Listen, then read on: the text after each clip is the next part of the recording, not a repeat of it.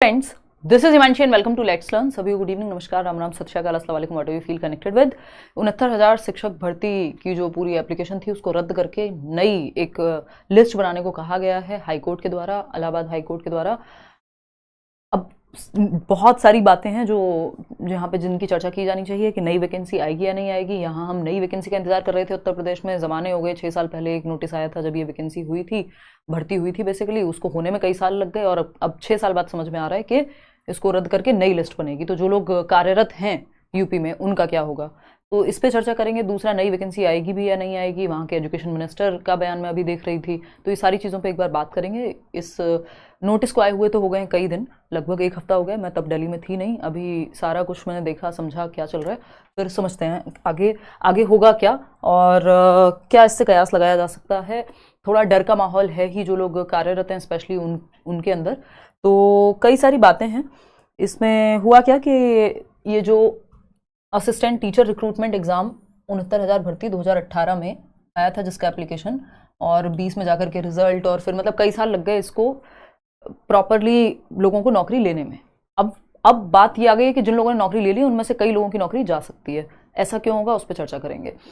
तो यहाँ पे हुआ क्या है कि 1994 का एक एक्ट है जो रिजर्व्ड कैटेगरी के लिए है, यानी जो लोग बेसिकली कैटेगरी से आते हैं उनके लिए है। अब उनके साथ नाइंसाफ़ी हुई है, एक तरह की ऐसी सी चीज़ निकल करके आई है। अब वो लिस्ट किसने बनाई थी? लिस्ट गवर्नमेंट के ही एम्प्लॉयज़ ने बनाई थी, है ना। आप लोगों ने सिर्फ पेपर दिया था और पढ़ाई की थी, पेपर दिया था, नौकरी ली थी। अब वो लिस्ट गलत बन गई कि होना क्या था कि जो अनरिजर्व्ड कैटेगरी है उसमें काउंट किया जाना चाहिए रिजर्व्ड कैटेगरी को। यानी कोई भी व्यक्ति अगर SC ST से आता है और वो अपनी कैटेगरी से ज़्यादा नंबर लेकर के आता है, यानी जितनी उनकी मेरिट जा रही है, मान लीजिए 66 पे गई है, तो और लेकिन वो जनरल कैटेगरी के बराबर नंबर लेकर के आ रहा है, तो वो जनरल में काउंट होगा। ऐसा प्रावधान है, 1994 का एक एक्ट है जिसके अनुसार ऐसा होना चाहिए। लेकिन ये वाली वैकेंसी में 69,000 में ऐसा हुआ नहीं। अब वो क्यों नहीं हुआ, ये अपने आप में इतनी मतलब दुखद बात है कि, और नौकरी किसकी जानी चाहिए? नौकरी उन लोगों की नहीं, उनकी नौकरी पे भी सवाल होना चाहिए आज के समय में जो ये लिस्ट बना रहे थे। उन्होंने भी तो अपना काम ठीक से नहीं किया जब ये लॉ था ही पहले से।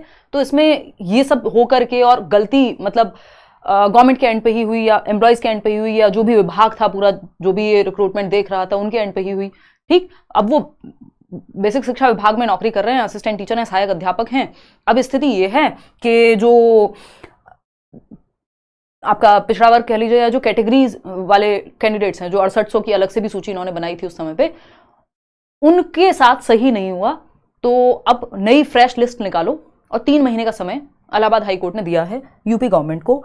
अब एजुकेशन मिनिस्टर का यहाँ पे मैं बयान सुन रही थी, तो वो कह रहे हैं कि हम तो जो है किसी भी युवा के साथ गलत नहीं होने देंगे। वो थोड़ी सी वैसी सी भाषा जैसी होती है पॉलिटिकल लोगों की।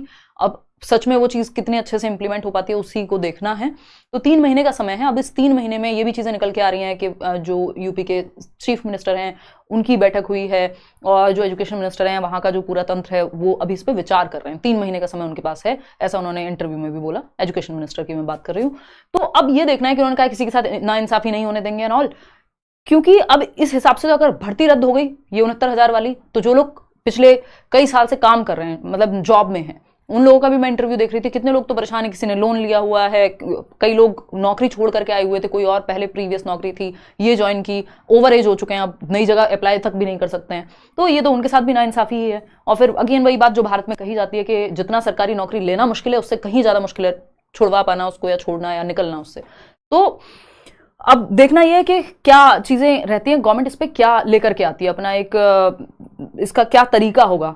क्योंकि अगर दोनों तरफ का इनको रखना है कि जो उनके साथ भी गलत ना हो और इनके साथ भी गलत ना हो, तो क्या करेंगे? मतलब मुझे तो फिर वही नज़र आता है जो शिक्षा मित्रों के साथ हुआ कि उस तरह का कुछ प्रावधान बनाए। तो अभी कुछ नहीं पता है, ये बस हम अंधेरे में तीर लगाने वाली बात है कि ये बस विचार वाली ही बात है कि अभी किस तरफ जाएंगी चीज़ें, और नेक्स्ट वैकेंसी कब आएगी किसी को भी नहीं पता।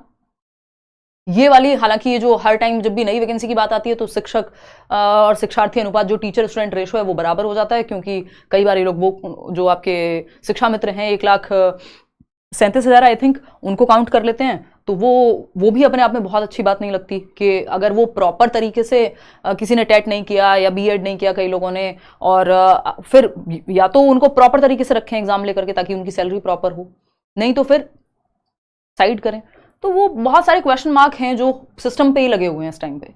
तो अभी तो ये कहा गया है कि जो टिल नेक्स्ट सेशन, यानी जो अगला सत्र होगा, जो जुलाई से आपका शुरू हो जाता है एजुकेशन में, तो अगला जो सत्र होगा तब तक तो टीचर बने रहेंगे वो लोग, जिनको अगर नई सूची में निकलना भी है, लेकिन वो अगले सत्र तक, अब बीच सत्र में छोड़ के जाएंगे बच्चों को, स्कूल से टीचर नहीं होंगे तो प्रॉब्लम होगी। तो अगले सेशन तक तो वो लोग हैं, लेकिन उसके बाद क्या है, अभी इस पर क्वेश्चन मार्क है।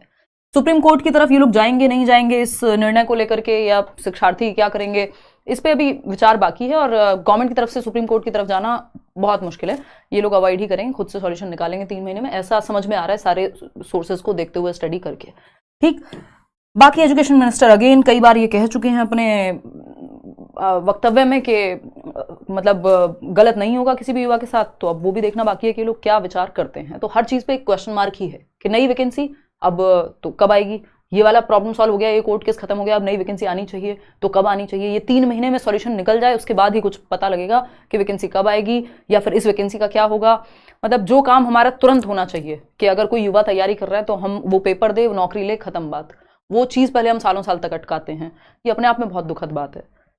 तो ये है अभी कहानी कि हर एक चीज पे क्वेश्चन मार्क ही है।